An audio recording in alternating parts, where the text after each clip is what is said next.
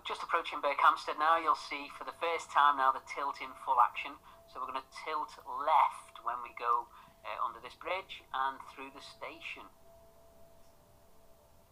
And just off to the right there we have Berkhamsted Castle, which was built in the 11th century to protect the northern approaches to London. Still a little bit of it left and you can go around, but yeah, nice relic to look at as you go past there. Did they build it to be near the railway line, Dave? Possibly, yeah. It's been mentioned on other occasions. It has a few times. Building castles so close to the railway, not a good idea. No. Okay, this is North Church Tunnel. You can see our tunnel there. If you quickly have a look there as you went through, there was 2 single-bore tunnels on the right-hand side. So one track, that's what we call single-bore tunnel, is when one track goes through just one piece of the tunnel. We went through a dual-track sectional line there. The tunnel had both the fast lines in it, but the slow lines go through what we call a single-bore tunnel. And a little bit further up, we will go through our own single-bore tunnel, which is a good clip to watch with full tilt. Many people have ducked their heads down in the cab when they've been with me here, when we've had guests at various points. But that's a little bit further up. We're heading quickly towards Tring now. Tring Cutting, when the railway was originally built in 1838, was a little bit of a stop-start thing for the railway. They didn't know where to go round, very difficult to go round, so they dug through. And at the time, you'll see it shortly, this cutting was completely dug out by hand by Irish navvies, spades. I think they used explosive on a couple of really, really rocky, hard bits. But this cutting, fantastic feat of engineering today, 1838 as I say, thousands of guys will have dug this out. A number of people probably lost their lives while they were using explosives to do it. But this is Tring Cutting. It's 2.5 miles long, and at its height it's around 42 feet high on both sides. Originally just 2 lines, but now it's been extended to fit all 4 lines in. But that was quite a feat of engineering when the line was first completed.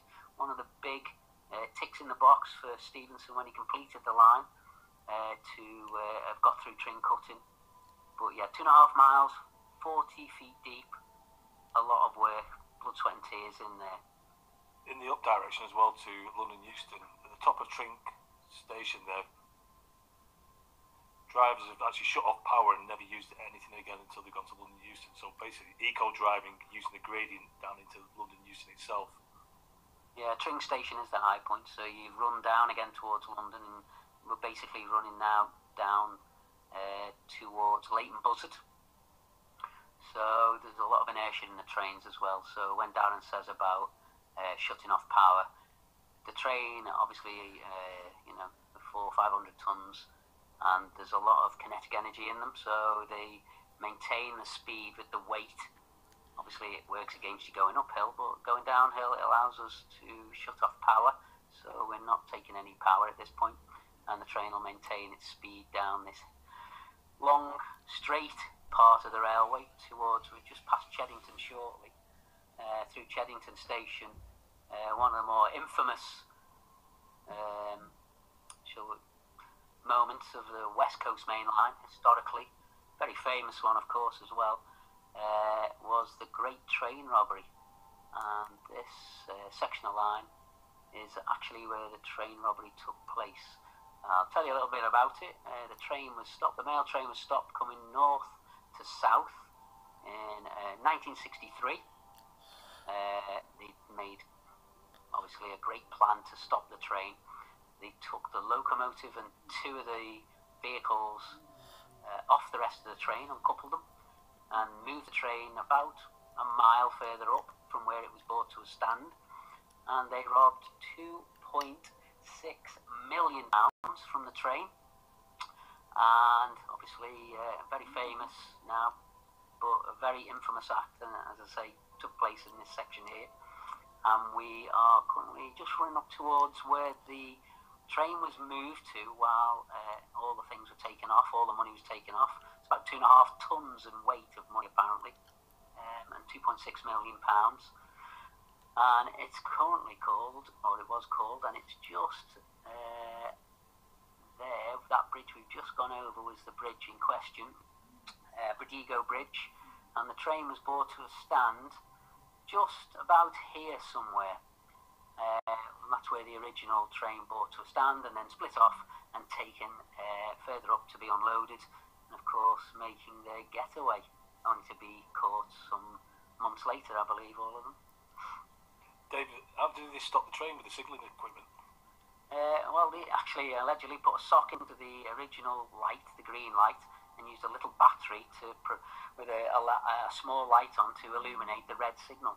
So, just coming up now to a really good bit. So we're going to tilt left now, full tilt, 11% tilt, at 125 mile an hour, and go into the single bore tunnel that is Lindsley Tunnel. I feel like I'm going to duck now. Fantastic, this bit. Roller coaster ride, really. A lot of pressure in the tunnel. We come out the tunnel straight and then go into another left-hand full tilt turn. It is actually very impressive when you go into Lindsley Tunnel. Yeah, I think if you sat in the train and you feel it, you'll feel your ears pop in the train even now. But in the cab, obviously, yeah, we're not quite as sheltered as you are in the train. So some of the window sills in the train make it a little bit of a bang sometimes. And certainly in the old days when the steam engines went through that tunnel, obviously not 125 mile an hour, but maybe 80, 90 mile an hour, the footplate that they stood on, and that's where the name comes from, the footplate, the piece of metal that the steam engines had, that would lift up in the air, and the fire would come out of the firebox into the area where the footplate was, and drivers would probably use the max to stand to one side and stop themselves getting a little bit of a scorching for a few moments. But yeah, very impressive if you were in steam engine. I'm sure, I don't think I'd have liked it. I don't know about you, Darran. I don't think I'd particularly like a fire screaming out of a firebox at me and the footplate lifting up below my feet.